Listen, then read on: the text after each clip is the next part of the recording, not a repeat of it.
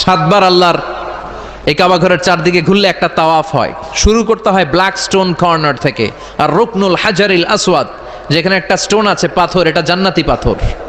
এটাতে চুমু দিলে এই পাথরটা ওই যিনি চুমু দিয়েছে তার জীবনের সব পাপ আর গুনাহকে শুষে নেয়।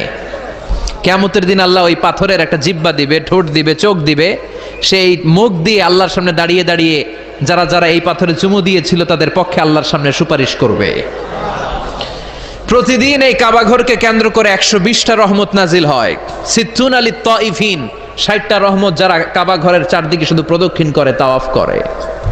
আর বাঈন লিল মুসাল্লিন, 40টা হচ্ছে যারা কাবা ঘরের সামনে সালাত পড়ে।